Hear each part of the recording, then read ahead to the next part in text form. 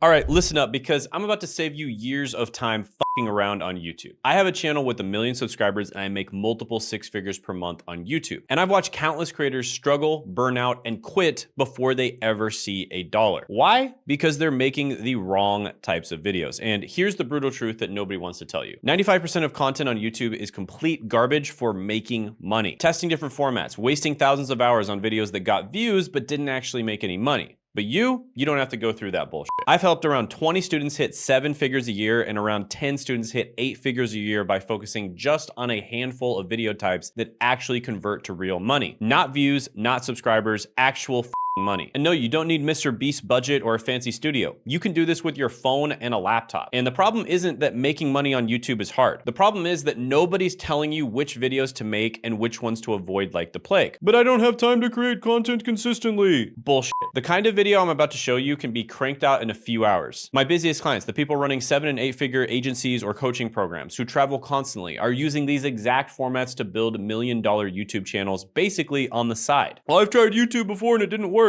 Yeah, because you were making the wrong videos. It's like trying to fill a bathtub with the drain open and wondering why it's not working. And by the end of this video, you'll have a crystal clear blueprint to exactly which videos to make to hit that $1 million mark. No fluff, no theory, just the exact formats that are printing money right now. Now, if you appreciate me cutting through the BS and giving you the real deal, go ahead and destroy that like button harder than most gurus destroy their credibility with recycled content, and let's fucking go now. All right, so in this training, we're gonna go over the only YouTube videos that you need to make in order to pocket $1 million.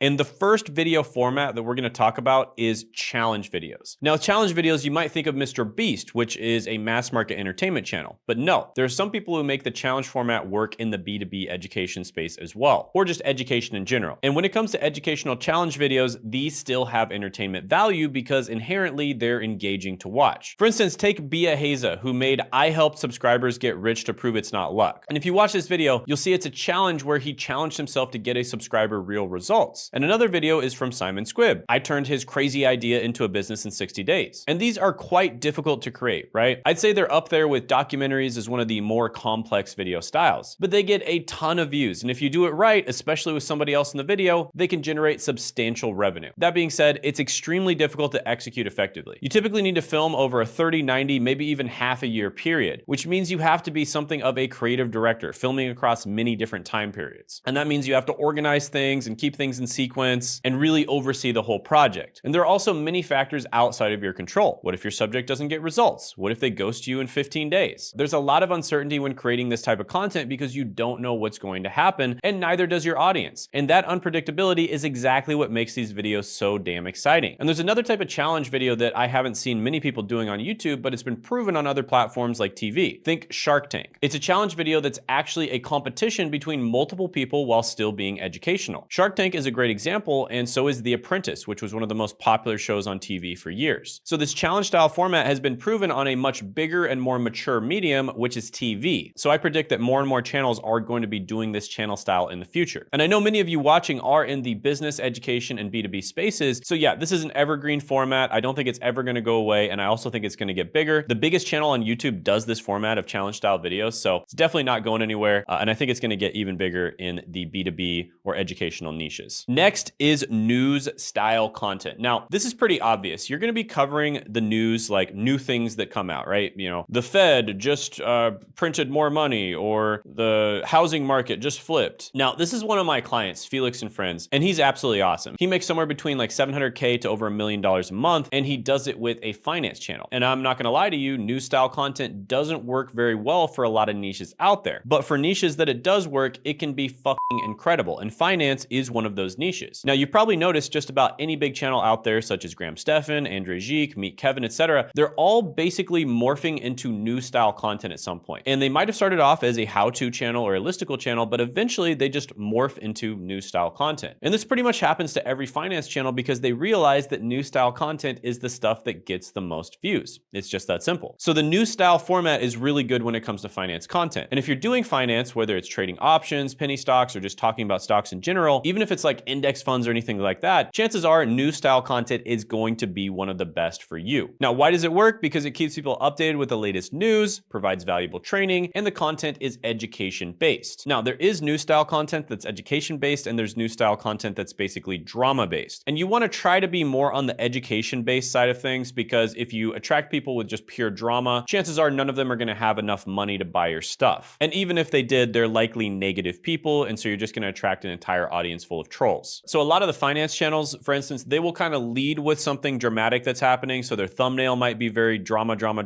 But when you actually click on the video, you know, Graham Stephan being the example, he spins it in a positive and educational way. All right, next is listicles. And this is what I do on my main channel with over 1 million subs. I pretty much make listicles, and there are a few reasons to do that, right? Listicles are appealing to a lot of different audiences. A lot of the time they appeal to mass market audiences as well. And so there's more general or broad listicles, and then there's more niche listicles that you can do. And we'll kind of get into how to do each one of them. But the more general or broad listicles would basically appeal to more of a mass market audience. And this means that the average person would be more likely to be interested in it. Whereas the more niche listicles are going to be a little bit more niche, and so only certain types of people would be interested in it, but they would find it to be very valuable because it's so specific. So things like 7 entry-level jobs, 9 remote jobs, or 10 ways to do XYZ, etc. Or some of these that I do, work from home jobs with no experience, work from home with no experience with these 9 remote jobs, 7 entry-level jobs that are actually always hiring, etc. Now, these tend to be good for sales simply because they just reach so many people. So many people are interested in it. Another example of a channel that does these is Iman Gadzhi. Iman Gadzhi typically makes listicle videos, you know, top 7 ways to become rich, or, you know, something along those lines. And then he funnels those people to more bottom of the funnel type content that's more likely to get them educated, nurtured, and more likely to buy his stuff. And there's basically 2 different types of listicles. There's fact-based listicles, and then there's opinion-based listicles. And even though they are relatively similar, there are some massive differences between the two. Now, opinion-based listicles are what you want to do if you're an expert. If you're an expert, people kind of just want to hear your opinion, right? So fact-based listicles are what you want to do if you're basically a non-expert. This is basically where you just compile information based on official sources or people who are actual experts. So again, opinion-based listicles, typically that is going to be more on the expert side, and fact-based listicles are going to be more on the beginner side. With that being said, you can do a combination of both. So an example of a fact-based listicle would be top 10 highest paying college degrees. An example of an opinion-based listicle would be top 10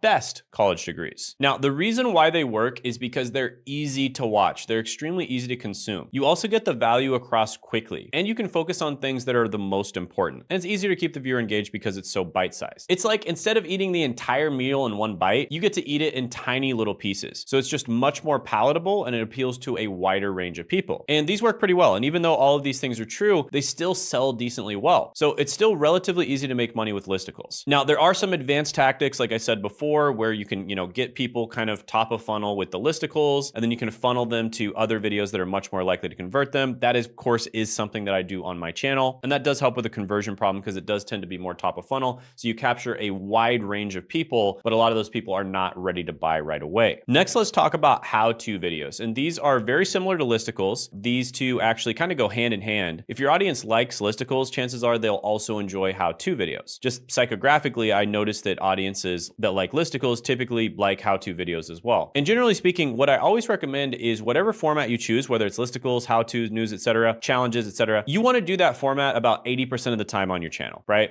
So people will come to expect that format, and the algorithm will categorize your channel better. So once in a while, you can do other types of formats, but you really want to stick with the same format 80% of the time. And the analogy that I always use is my 2 favorite shows are Breaking Bad and The Office. The Office is a dry comedy. Breaking Bad is a gritty drama. But if I click on The Office and Breaking Bad were to pop up, I would be extremely disappointed. Why? Because I'm not in the mood for a gritty drama. I'm in the mood for a dry comedy, right? I'm in a light mood. I just want to laugh a little bit, be amused. Whereas Breaking Bad is very serious, very gritty. So even though I love both shows, I'm just not in the mood for the wrong one at the wrong time. So it's the same thing with your channel. You want to use the same formats at least 80% of the time because that's what people come to expect. That's the emotional experience that they want from watching your video. So it's kind of like going to the same restaurant. There's a certain restaurant that you like. They have a certain ambiance. They serve up the same types of food. You're going to the restaurant because there's people that you like, right? You like the staff there. There's an ambiance that you like, and there's food that you like there. And if they were to change up their food all the time and change up their people, people and, the ambiance is changing. They painted their walls different or, just like went to a new location and it looked completely different. You would not have a consistent experience. There's a reason that almost all McDonald's locations have just about the same food and just about the same exact experience. There's a reason for that because it works. And it's the same thing with your channel. If you want people to have a consistent experience, it's very important for you to have the same formats at least 80% of the time, right? You go anywhere in the world, McDonald's are going to be about the same. Starbucks are going to be almost exactly the same as well. It's a consistent experience. And that's why McDonald's and Starbucks absolutely dominate their markets. Now, how-to videos are like how I became a multimillionaire by 26 or how to fix your life to get rich, something like that. And they have high engagement and they can be very helpful and they're especially good for niche content where you're diving deep on a subject, right? Listicles tend to be a little more shallow, right? You're not really diving deep on the subject. It's just tips and tricks here and there, that kind of thing. But how-to videos, you can actually dive very deep on a subject. And one person who does this quite often is Charlie Morgan. So he makes videos like how I became a multimillionaire, why the secret to making millions is working less, why I as a millionaire hate self-improvement. And the reason it works is because it provides clear and useful advice. It can really provide a lot of value and you can go deep instead of broad like listicles. Plus it displays your expertise and you can do raw and unedited videos, which are relatively fast to make. Now, these are sustainable. You can make these videos all the time. And this is basically what I'm doing right now. There's little to no editing in this video. And you can do this by being an expert on the subject. So I'm an expert on YouTube, so I can just talk off the top of my head quite easily about this stuff, right? But if you're not an expert, what you can do is just simply share your journey of learning to become an expert, right? So like document in public, build in public, and share your journey of becoming an expert. And instead of saying, how to make 10K per month, you could say how I made 10K per month or how I plan on making 10K per month, right? So it's pretty much the same thing. And these videos work really well. They also sell extremely well. How-to videos are kind of like the classics, right? This is your meat and potatoes. And in fact, they sell better than listicles. However, they usually don't get quite as many views. So they get less views than listicles, but they sell a little bit better. So there's a little bit of a trade-off there. With that being said, how-tos are bread and butter. They work in just about every niche out there. And chances are, I would say probably most of my successful clients do how-to videos, especially if they're making niche content. All right, next is interview and testimonial videos. Now, with these, I actually kind of put them together. They're technically different, but basically this is where you either interview one of your clients or it's just a straight up testimonial video. So this is an example. Russ Ruffino, Clients on Demand, he has a podcast and basically all of his podcasts are just kind of like interviews, testimonials, etc. He's basically just interviewing someone who, used his methodology to do well. Another channel that does a lot of interviews and testimonial videos is my buddy Seth. And this would be an example. I'm actually helping him to expand a little bit just from doing interviews and testimonial videos. And that's actually why he got so many views with these videos. But typically this is the type of video he was making for years. And this is basically where he just interviews one of his clients where he helped them get a digital marketing job and he does interviews and testimonials. And those work extremely well for getting sales, but they typically get low views, right? They don't get very many views, interview and testimonial videos, but they get mega high sales, right? So you might only get like 300 views on a video, but you'll end up getting a sale. You might only get, 100, 200 views on a video, but you end up getting a sale. Whereas there's some types of content where you might have to get 100,000 views to get a sale, right? So I've seen a video that only gets like, 3,000 views and it's making like $30,000 when it comes to interviews and testimonials. No bullshit. I've seen videos that have gotten like 2,500 views and they make, $50,000. So interviews and testimonial videos, they might not get very many views, but don't sleep on these. At the very least, what you can do is you can have videos like this and then you can send content from other formats to those videos. That's actually what I do on my main channel, or that's what I did for years is I would just put testimonial videos on the home page and then I would send people to that testimonial video. With that being said, most of the time it's not a good idea to grow your channel with interview and testimonial videos because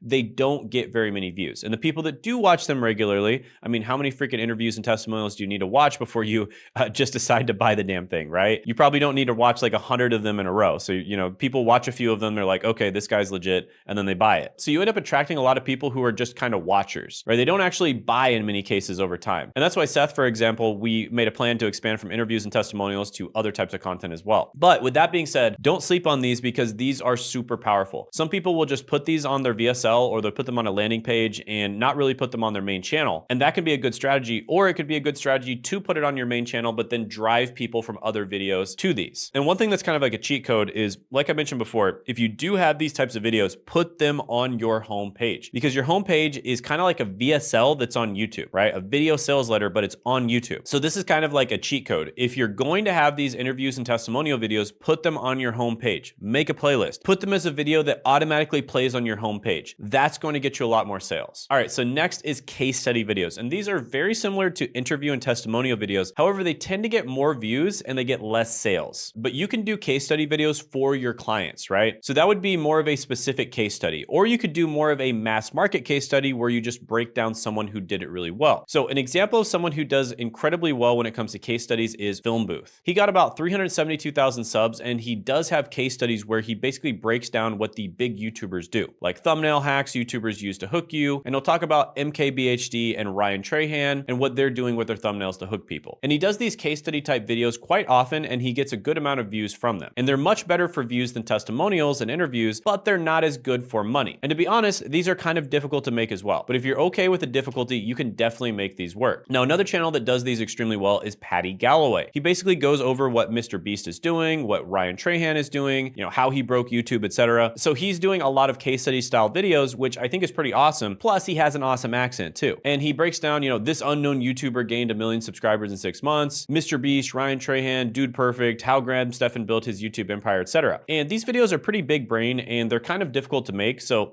they're not really sustainable. With that being said, these might be the best bang for the buck when it comes to combining getting views and also making money, because they're pretty good for views. You know, you can get hundreds of thousands or even millions of views, but they're also pretty freaking good for making money, especially if you do case studies on your own clients. Whereas interviews and testimonials, assuming that you actually have people to interview and do testimonials, they're super easy content, super easy to make, but they don't get that many views. How-to videos are kind of medium difficulty. Listicles are very easy and very sustainable to do. And the new style content, I'd say it's easy, but it's a lot of work. You kind of have to grind, right? You have to always be on the grind. If some new news comes out, you have to be the first one to make a video on it. And the videos themselves are easy to make, but it's just a lot of work, right? I know some people who do new style content that make anywhere from 3 to 7 videos per day. And that's a shit ton of work, right? They're not that hard to make. It's just a lot of work and you have to do it in a timely fashion. So whenever a piece of news comes out, you have to immediately make a video. So it's not really sustainable. But yeah, case studies are honestly quite difficult, but they might be one of the best bang for the buck when it comes to views and the money that you make. Now, let's talk about how this fits into YouTube. Case studies provide in-depth analysis and they convert really well to actual money. But when it comes to attracting audiences, top of funnel content like listicles or general how-to videos tend to do really well. Then you've got middle of funnel content. So these are specific how-to videos or non-student case studies. And then you've got bottom of funnel content. This would be something like interviews, testimonials, and detailed case studies of your own students. And these bottom of funnel videos generally get less views, but they convert really, really well to money. So you might not get that many views at all with these, but they convert like crazy when it comes to the money. Now, the top of the funnel videos, generally speaking, get low money, right? They don't convert very well, but they get tons and tons of views. So for whichever format you choose, you're going to be doing, 80% of the time on your channel. So I highly recommend choosing either top of funnel or middle of funnel content for your 80%, and then choosing bottom of funnel content for your 20%. So one of these, either top of the funnel or middle of the funnel, should be your 80%, and then the bottom of the funnel should usually be your 20%. Working with a lot of people, I found that this is what's best. So for instance, you could make listicles as your top of funnel, your 80%, your main format, and then you could do a few interviews and testimonials and case studies for people who watch your channel that want to dive a little bit deeper. Same with your general how-tos or your specific how-tos. You could do that for 80%, and then you can do interviews, testimonials, and detailed case studies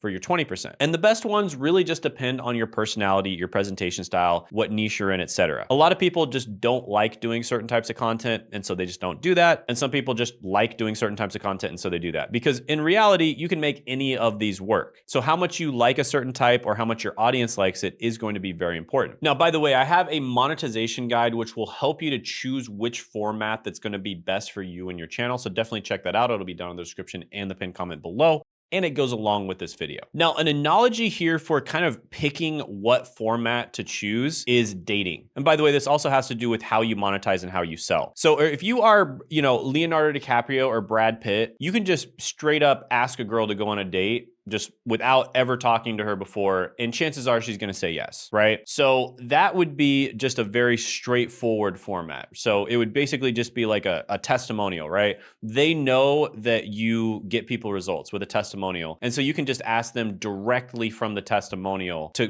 go on the date, or to just get on a phone call with you and buy your stuff, or go to your landing page, right? But if you're just an average Joe, chances are, it's a good idea to be a little more indirect. Okay, so you might ask her, hey, do you want to go study together? Or, hey, do you want to be friends? Or you might even ask her, hey, where's the nearest Starbucks, just to start the conversation. And then you get her number, and then you hang out with her, and then you ask her, and then you hang out with her, you guys, become friends, and then eventually down the line, you ask her on a date, right? So this is more of an indirect, like long-term way of getting a girlfriend. If an average Joe just walks up to a pretty girl and asks her, hey, do you want to go on a date? Chances are she's going to say no. The reason she said yes to Leonardo DiCaprio is because she's familiar with him. She's seen him on TV a lot. She's familiar with him. She probably likes his movies. She thinks he's very talented, et cetera, et cetera. But she's not familiar with average rando Joe. So she's not going to go on a date with him immediately. He could be a freaking serial killer for all she knows, right? So the analogy for YouTube is when you're attracting like a general mass market audience that is not aware of you, they're not even aware of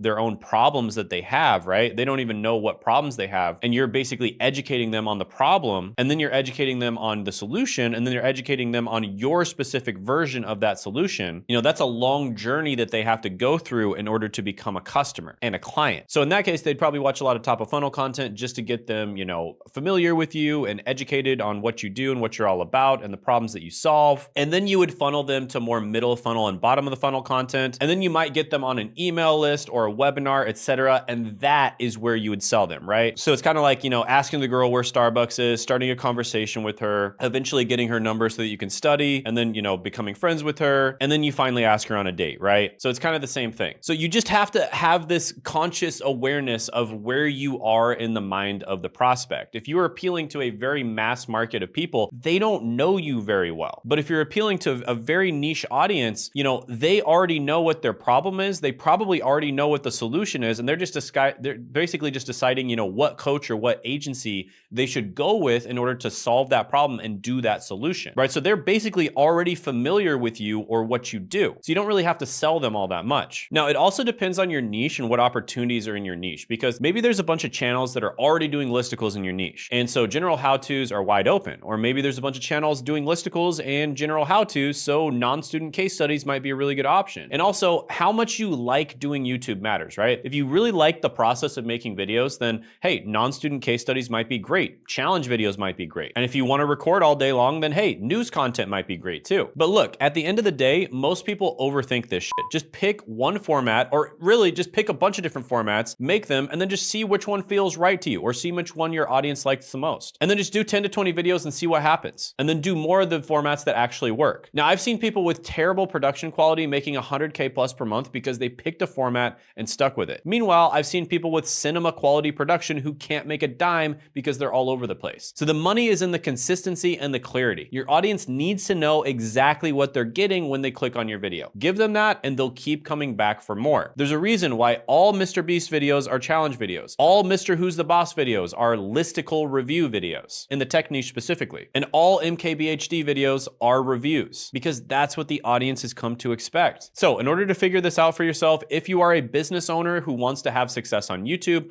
or if you're a YouTuber that wants to treat YouTube like a business and take it very seriously, then go ahead and book a call in the description down below. There's some free training down there as well that you can check out. And typically I work with agency owners, coaches, consultants, online service providers, course creators, and creators who are just trying to monetize their YouTube channel effectively. And those are the types of people I like to work with. So definitely book a call to apply if you think you fit those criteria, or you can just check out the free resources down below as well. You can probably get really far just by looking into those. And also check out this video right here to see how Thomas automated his 8-figure business. You see how I sent you to the bottom of funnel video?